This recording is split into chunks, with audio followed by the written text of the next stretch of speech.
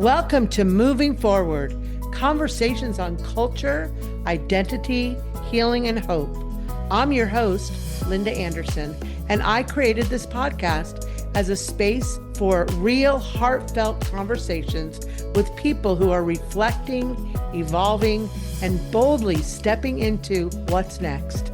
This podcast was born out of my own journey through seasons of loss, transition, and transformation, and my belief that healing happens when we come together to share our stories. My hope is that these conversations will inspire you to pause, reflect, and find courage as you move forward in your own life. Today's episode highlights a leader whose story embodies resilience, courage, and the power of staying rooted in identity.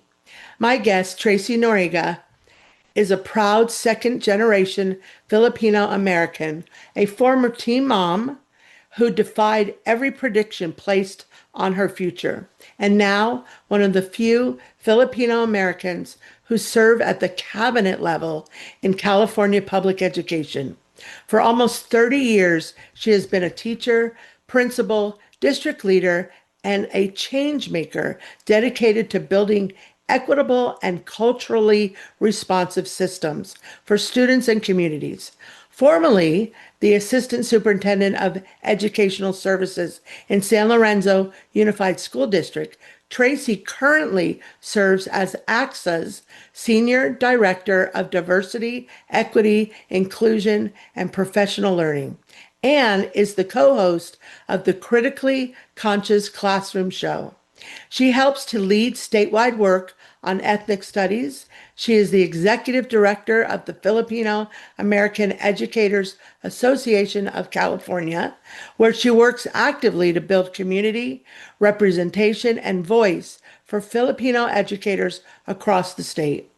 Her story is again one of perseverance, purpose, and possibility, reminding us that healing is real, that identity is powerful, and that representation doesn't just matter, it transforms. Tracie, I am so honored to have you here and welcome to this podcast. Thank you so much, Linda, for having me. This is really exciting. I'm truly honored and humbled by the request. Thank you.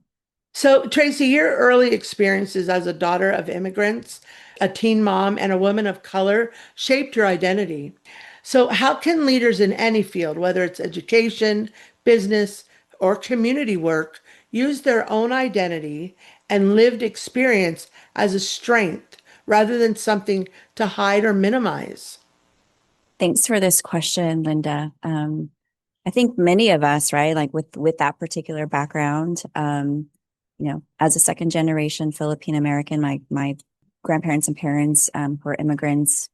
Moving into a space where no one looked like me except, my family members. It was hard to be fully who I am, right? It was hard to show up, and identity came into question, pretty early on, right, in my middle school years.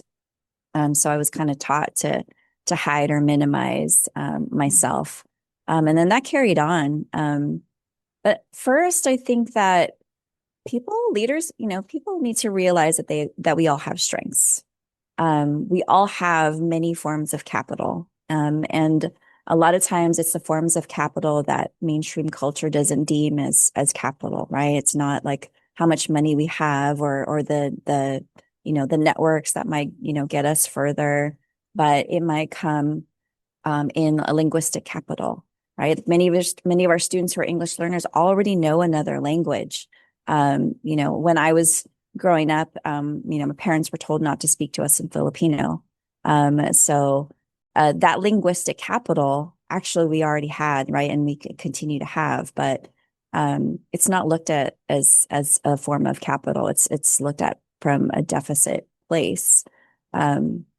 So it's realizing again that we have all these different forms of strengths, these different forms of capitals, and it really starts with mirror work, which is always the hardest, Linda. But starting with ourselves must come first. We have to understand our own experiences and how they shaped us. when we make decisions as leaders, our lived experiences actually inform how we decide, right? How we make decisions. And, and if we stop to analyze some of those decisions that we've made, right, and where they come from, like this is part of that mirror work. Our racial and ethnic cultures, right, as I mentioned, have shaped our belief systems. So understanding why our families think the way they do, all of that has to come into play. So once we understand that, and honestly, it's an ongoing process. I think I learn about myself, who I am, right, all the time. We start to realize again that the strengths that we have, and understand that mainstream society has taught us that we must act a particular way, right? Professionalism, like quote unquote professionalism, looks a particular way. It actually has been taught to us that it looks very white and male. But it's kind of our job as leaders of color, that we have to change that definition. But the more we know about ourselves, the more we're able to share that with each other. Yeah, I appreciate you saying that too, because a lot of times as I'm interviewing people, going back to where, our growing up and so on, but then really understanding ourselves. So I really appreciate you saying that, because as we're growing up and different factors that are hitting us from the outside do shape, but we learn from those too. So I really appreciate you saying that. Tracie, I know that you're one of the few Filipino leaders at the cabinet level. So why does representation matter, not just in education, but in every workplace? And what changes when people finally see someone who looks like them in positions of leadership? Representation is so deep. I don't know if we all absolutely understand how, when we see someone that looks like us, how that really affects us. Mhm. It could be as simple as the standards of beauty, right? Who are the models that are put in front of us? I grew up in the 80s, right? Who are the ones in the teen magazines? Mhm. They definitely did not look like me. Mhm. Um, but representation is very much related to a sense of belonging. I speak about belonging in the sense that one is fully accepted for who they are, not the belonging that forces you to assimilate or minimize your ethnic or racial identity or conform. I've done that. That was definitely part of my identity journey, was this aspect of assimilation. But really, it's again we have to create this sense of belonging where we can bring our whole selves into a space. So when I Mhm. see people that look like me, especially people in leadership positions that do right by other people, it's inspirational. They're mirrors. When I can see myself, right, it means the world to me. And I had the opportunity to have that. It's one of the reasons why I have this career in ACSA. ACSA, the Association of California School Administrators, um, has done so much for me, because I got to see Asian women leaders at the region leadership, and they mentored me and guided me through the years. When I first became a teacher, I found other Filipino teachers who helped me to understand, how I could bring myself into our classroom spaces and help me to affirm my students' identities. I think that representation is also a window where you can get a glimpse of what that might look like. So, I was the first, a little story, I was the first principal of a predominantly Filipino school. And I remember the first year when students came up and asked me if I was Filipino. I'd Mhm. answer yes, and they would giggle in excitement and run away and be like, me too. Yeah. That meant the world to me. That absolutely did. I actually have a former student right now, Roxanne, who's getting her master's degree at Harvard. She was one of those students. Her family had just moved from the Philippines. I remember her mom and Roxanne walking into school, enrolling her, and just being really shy, and the mom speaking to me in a little Tagalog, and just breaking the ice that way, right? And mom, assuring little Roxanne that she'd be just fine, right? This is your principal. Um, so I actually got a text from her the other day wishing me happy birthday and thanking me for guiding and mentoring her, all through the years. So little do we know what representation does, for people. But I'll add this: representation also holds the responsibility of not just being a role model, but also the responsibility of guiding, mentoring, and even sponsoring the next generation of leaders. So on that note too, though, like you said, culture does show up. It shows up everywhere. But as leaders need to create this environment. So what can they do to create an environment where people do feel culturally affirmed, respected? That's very critical, and able to show up as their full selves. So back to that aspect of responsibility, right? There's responsibility and representation. Um, if many of us have had the opportunity to, again, have been mentored and guided and sponsored and been parts of systems where we've been able to show up as our most authentic selves. I've had the opportunity to do that in the places where I've served. And I try to do that for others. As leaders, we help to create the conditions. We hear the terms of leadership trickles down. Well, it does, right? Because we are examples of what leadership looks like, examples of hopefully how leaders should be. And so when you show up as your most authentic self, it's still a huge risk. It really is. I mean, leaders that maybe are going into a new organization, a new district, a new system, if you will, even though they probably brought their most authentic selves to interviews, it's still a risk to show everyone who you actually are, right? A lot of us have like work personas and home personas, and the melding of the two into a workspace is something that, yeah, like I said, it's a risk.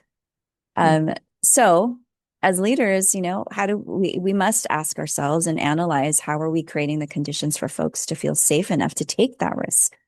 And I think that this begins with building relationships. That's how you create those conditions where people are able to get to know each other. They share who they are, where they come from, what's important to them, what is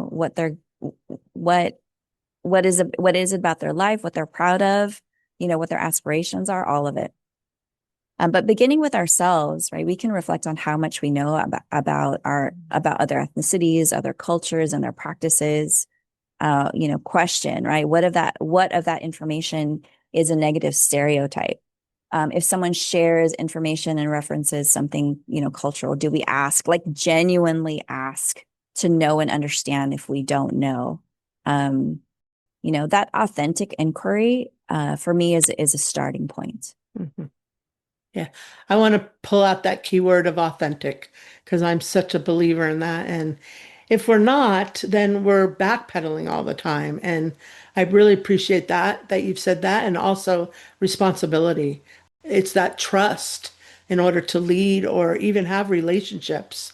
So also, Tracie, you broke many generational and systemic patterns in your life and work and your work. So how can leaders recognize an unhelpful or harmful patterns in their team or even in their organization? And what does it look like to intentionally lead differently?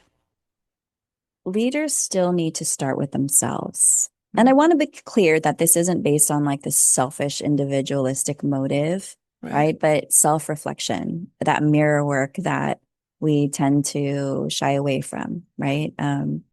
Again, I think that there's this pattern of leadership or this notion of leadership where it's like, just do what I say, right? And we don't necessarily look inward, or we don't think about, the harm that we've maybe potentially caused. But I think one thing we can start with is asking ourselves, like, how do I want to be led? Right? What do I want to see in a leader? What are the ways that help me feel seen? That help me feel like I can be my most authentic self and then be able to do my best. And then ask your team those questions, and look for patterns to build on. So, we're building relationships.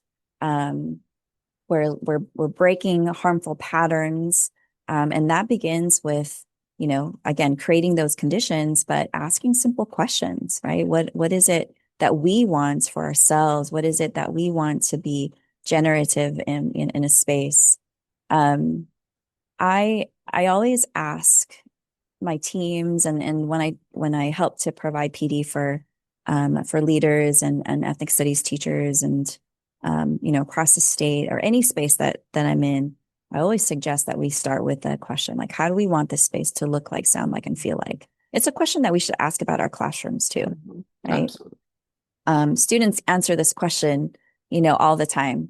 And those answers right there are what we can build on. And that's where collectively we can, analyze to, where harmful patterns exist and then work collectively to dismantle them.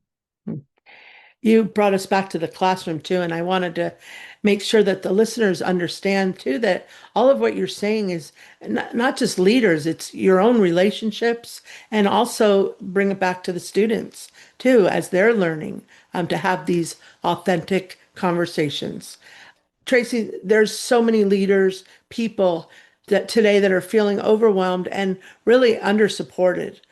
So, what message of hope would you share with someone who is leading through uncertainty but wants to continue making a meaningful impact? This is so important. It is, because it can get overwhelming. Mm. I know for me, sometimes it really feels like I'm carrying the weight of the world on my shoulders. Because I feel like I want to change so much. Yeah.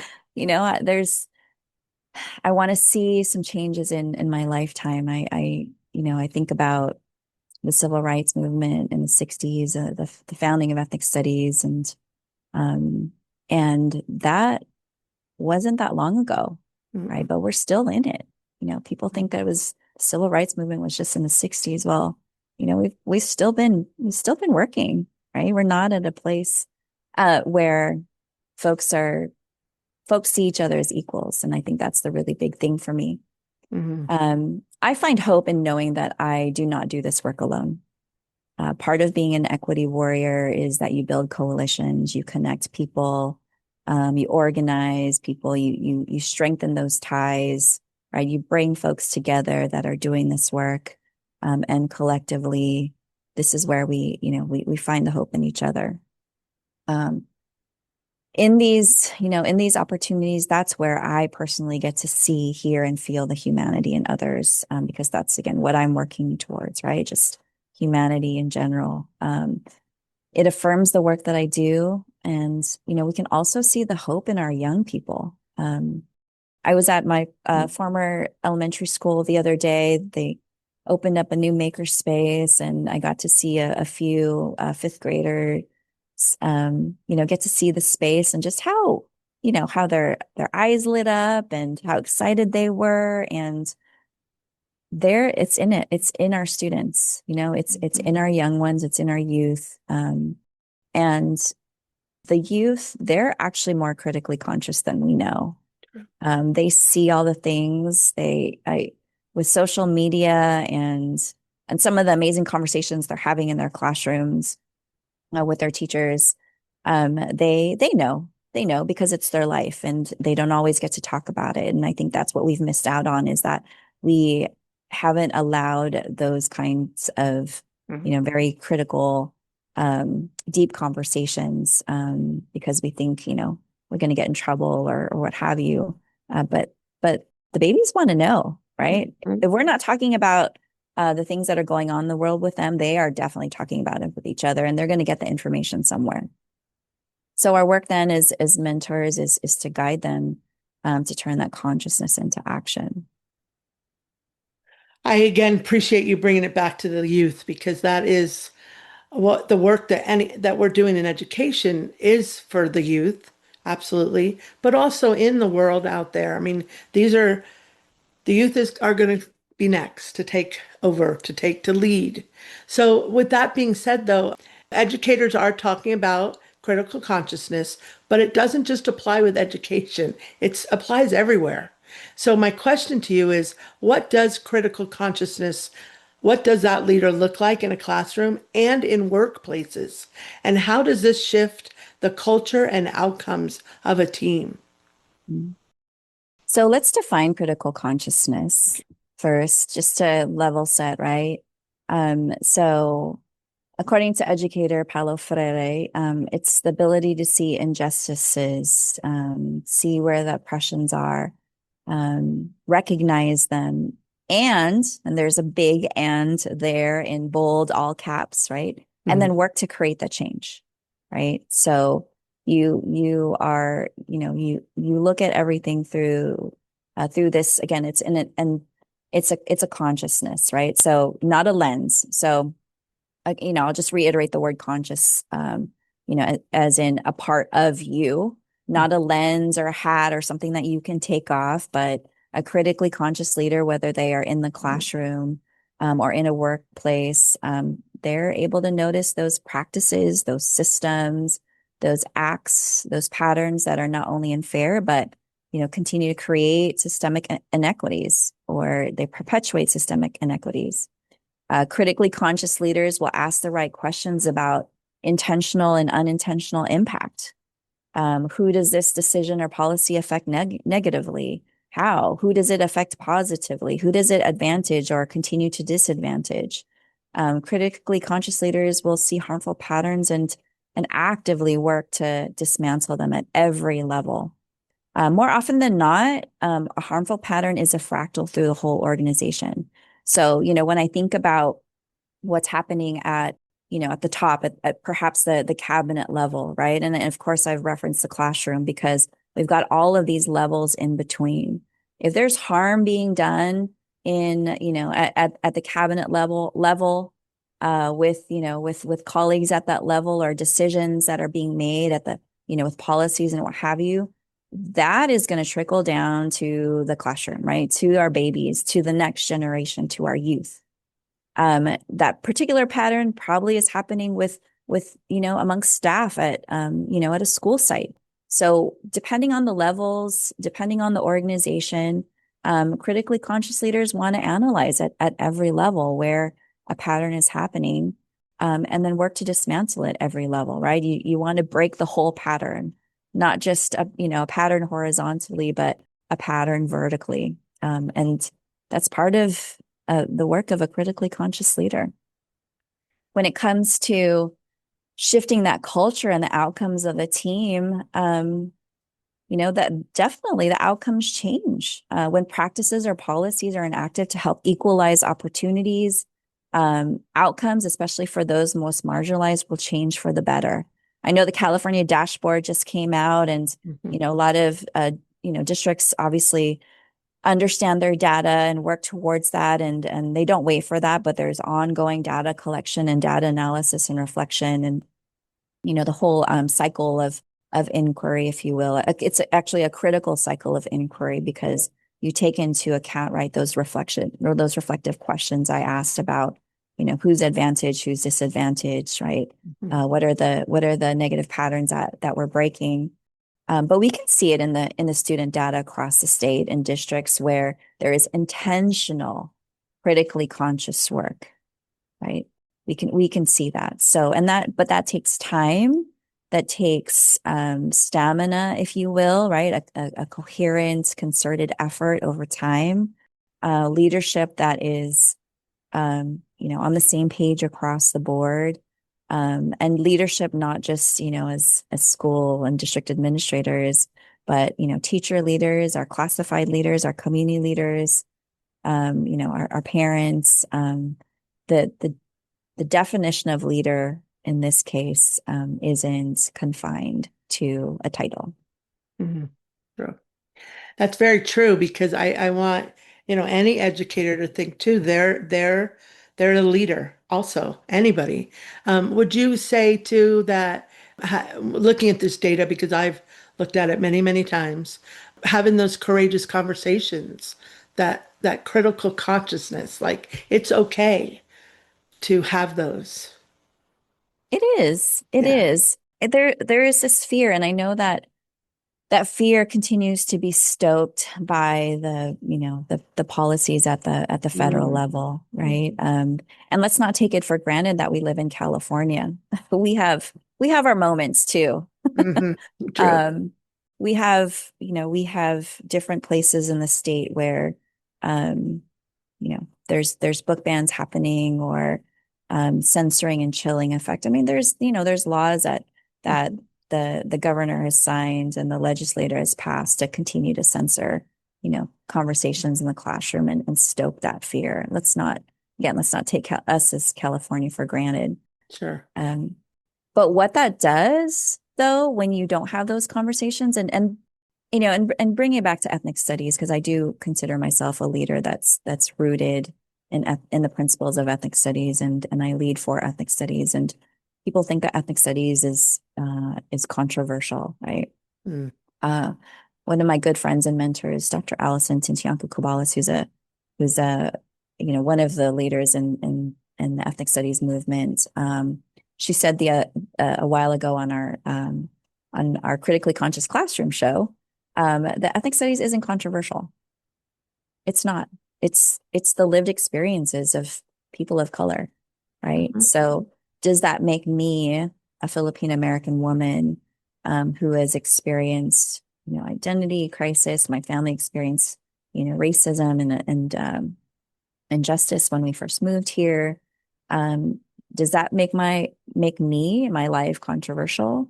Mm. When we think about the heroes that we want to study in classroom and learn from, does that make them controversial? These points in history that people want to erase by taking down museums, or banning the textbooks or saying, that you can't say particular words, right? What does that mean? Does it mean that, some people are worth more than others? And I know that has always been like a question, right? Or this belief system. And it's one of the negative patterns that we have to continue to dismantle, this idea of systemic racism, where, we have this hierarchy of people. So it does take some courage. And I know that there are districts and organizations, across the nation, the world, the states, cities where that definitely happens, and it's supported in some places more than others. But if we don't see each other as controversial, right? We just see each other as people and we get to know each other. Maybe that's just super naive of me, but it's the hope that I have to work towards, right? Um, that's the work of ethnic studies is to dismantle, all the hate, all the isms, that cause so much, horribleness in the world. But I have to lean on that hope and the humanity. So that to me, it also is equity and inclusion. The work often comes from pushback, especially today, as you've stated. So how do they stay rooted in their values when there is resistance? And how can that serve as a model for all forms of transformational leadership? It's hard, I will Mhm. say that, because there's this push and pull factor. A lot of it looks like sometimes being the quiet leader, where you're in a system that doesn't support this work, but you want to kind of put your head down and just continue to do the work, right?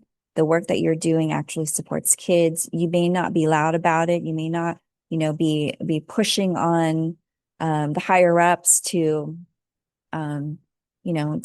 to make particular decisions. You may not even be able to get to say the E word, the equity word. Mhm. Um, but you're still doing the work, right? You're still making sure that the babies in your district are supported, right? Mhm. By the resources that you provide, the practices, the policies that you support and enforce. And then there are other leaders who can be a little bit more loud about it, right? And and lead loudly. That's actually the theme of our last leadership summit. And if you are in a place, in a space with an opportunity to do that, then again, there's the responsibility, right? If you're solid, in who you are in your career, and you can afford to do that. And I say afford, quote unquote afford, has many connotations, as many definitions for an individual. Then it's your responsibility to lead loudly, so that others can hear it. And then the folks that have to lead a little bit more quietly, are affirmed that they're not alone, right? That they can continue to do the work that they do. And also find some support in the folks that can lead a little bit more loudly. So I think there's a way that we can stay rooted in our values, and not compromise them. I'll also say that there are times where, if it's not a system for you, if it's not a place for you, and you're constantly asked to constantly pushed to lower your bottom line, or do something that isn't right for people, for kids, then at some point you have to realize that that's not the place for you, right? That's where the system is going to burn through you, right? When we say burnout, sometimes it's like an individual thing, right? Like we're doing it to ourselves because, but we have to realize that, the system that we live in, almost forces us into grind culture, right? So realize that a system can burn through us. And, shout out to Dr. Amanda Goldman, who, highlighted that for me. We have to realize that if the system is starting to burn through us, then that's maybe not the place for us, right? That we have to be in a place that helps to energize us and feed us, and not take so much of that, physical and emotional labor, that isn't being cared for. And that's hard for some folks, to have to make that decision. Right. And then that comes with a lot of reflection, a lot of heart analysis of your heart and what you want to do, because I know that we all feel like we're called to do this work, right? It's our life's purpose, but not to the extent that, that the world doesn't have us anymore. It really, I feel, and you could correct me if I'm wrong, but I feel it does go back to what you're working now too, is the critical consciousness, keyword consciousness, understanding that and really listening to that, your consciousness. Tracie, your purpose has guided your career through every chapter. How can leaders reconnect to their purpose when they are feeling disconnected or, like you said, burnt out? And why is purpose such a powerful tool for navigating any change? It is. Many of us, if not all of us, as educators, were called to this profession, right?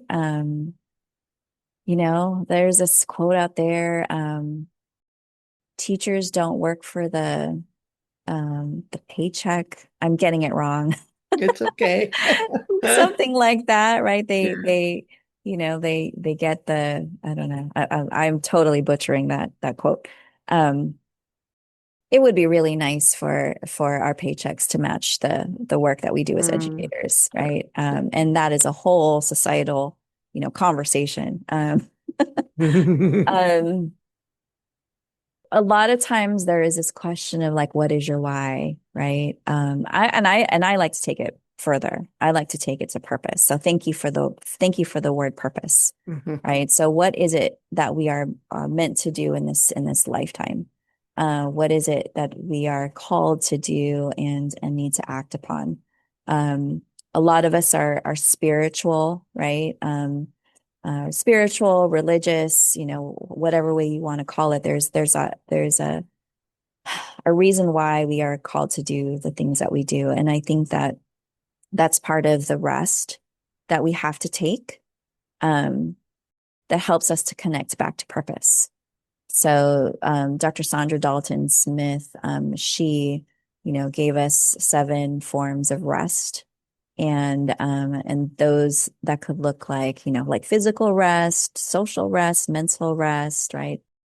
Technical rest, spiritual rest. We can take those different forms of rest in again, different forms. And when we do that, then we can connect back to what we think our purpose is, right? And if our purpose is to serve others, to create the change, that we want to see in the world, to create opportunities to start to ensure that, every single person, regardless of the color of their skin, their their socioeconomic background, all of that, right? That they have equal opportunities. So I just want to encourage folks to get back to purpose through getting some rest. They're getting some rest. And again, we're living in a time of such rapid change, culturally, politically, socially. Right now, really, what do leaders need most to move forward with hope, courage, and clarity? That is a really big question. Mm. People need each other, Mm. right? Like we're saying leaders, but essentially it's just people. People need each other. We took a hit with the pandemic. The you know the pandemic, the COVID-19 pandemic, gave us lots of lessons to learn from. Mm. Right? It gave us lessons in how being isolated, can can really be harmful. It also gave us lessons on why we need a social network, why we need connection as humans. I mean, we're human beings, right? We're human beings, and we definitely need each other. So when it comes to the hope that people need in the world, it's just that. We just need to be able to have each other, know that we see each other in lots of ways. We can affirm each other. Together, we can do all of the things, right? Create the change, be the change. And together, I think that helps with our courage, because nobody ever wants to do it alone, right? We definitely have strength in numbers, if you will. And then when we're in contact, when we're in connection, when we're in community with each other, then we get that clarity, right? Mm. If we look at connection and being in community as a form of rest, sometimes I know sometimes I need that, right? Is to be with others that that are doing work similar to mine and have a similar mindset. And sometimes we need a vent. We need to recharge in a way, and then just affirm each other and know that we're not alone. And then that's the clarity, right? In the work that we're doing. Sure. So a lot of reset, a lot of regrounding in our purpose, in who we are as people, the why about our work gets us back to, the hope and the courage and the clarity. You've created, and you continue to create a lot of opportunities for Filipino educators and students. So my wonder is, what does it look like for leaders in any profession to create possibility, open doors, and also lift others as they move forward? I wouldn't be here if it weren't for ethnic studies, and if you've ever heard, me speak it, on anything, whether it's on the Critically Conscious Classroom show, whether it's on other podcasts, whether it's in my writing, and I'll say it here, right? Ethnic studies helped to save my life in many ways. Mhm. But what ethnic studies did for me is it brought me back to my roots. Moving here to California from Guam specifically, I went through this identity crisis, right? Mm-hmm. Everybody looked like me where I lived, to a place where hardly anyone looked like me, right? Except my family. And so, and all of these messages. So earlier we talked about representation, right? All of these messages that were coming to me, whether it was from, everyone at school, to what was in the teen magazines, to what I saw on TV, to um, all of the things, made me feel like it, I was ashamed to be Filipino. Mm-hmm. And mind you, people didn't know different Asian ethnicities in the 80s, right? I was called Oriental until I, helped to correct people that no, I'm actually, Filipino. And ethnic studies as a junior in college, my first, it was an Asian American studies class, helped me to know that Filipino-Americans helped to contribute to the history of this country, right? To the amazingness of this country. I don't take for granted that my grandparents and parents sacrificed a lot for me, for me to be here in the United States of America. Which is why I do the work that I do. So let's not twist that, right? Because I critique I critique the country I live in. I love the James Baldwin quote, right, where he talks about how he has so much love for this country, and that's why he's going to critique it, but he's working towards creating like this better place. Like I really feel that. Mm-hmm. So because I came back to my Filipino-ness, right? Being rooted back in that, it helped me to know that as an educator, I wanted to make sure that my students' identities were affirmed. I taught kindergarten and first grade, bilingual, kindergarten and first grade. And I wanted to make sure that my students' home languages were solid, right? Because my home language was taken away from me, right? My parents were told not to speak to us in Filipino. I wanted to make sure that they could always bring cultural traditions into the classroom. My parents, predominantly Spanish speaking, were, and first time, right, in California, they were always welcome in my classroom. I had, strollers and lots of languages, going on in my classrooms, because I wanted, students to feel like, they shouldn't have to be ashamed. Of who they are and the cultures and the food and on all of it. So being able to also be a part of the Filipino-American Educators Association of California, and at the local levels, right? I was part of PASE, the Filipino-American Society for Education in New Haven Unified School District. It was all the Filipino educators in our district, and we got together and we got to share stories, talk story, roll lumpia together, talk about Filipino-American history, create Filipino-American history together. We were part of the group that was able to rename a school to Itliong Veracruz Middle School, the first school in the nation to be named after Filipino-Americans. All of that, I got to benefit from that mentorship and guidance. And through the years, I feel like I've worked to do that with other Filipino-American leaders, with other Asian American women, with other, leaders of color, and any leader that is wanting to do the work for kids. So being able to pay it back, has meant a lot to me. So I have taken that responsibility seriously. So it does take, again, representation has this responsibility, right, of mentoring, guiding, and sponsoring. And folks, don't understand the difference between all of those three. Happy to have a conversation about it.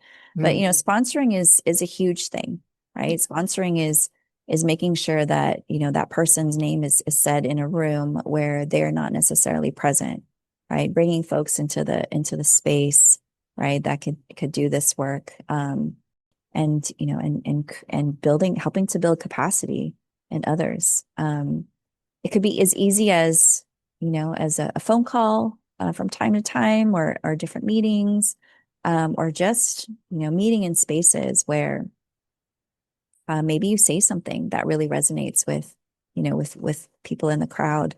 At the last conference, I was in a session with our DEI director, Anthony Robinson, Dr. Sharina Betters, and Ms. Nicole Anderson. And we were talking about leadership and resilient leadership in tough times. And another Filipino-American administrator came up to me afterwards, and she is probably the only Filipina in her district or one of few.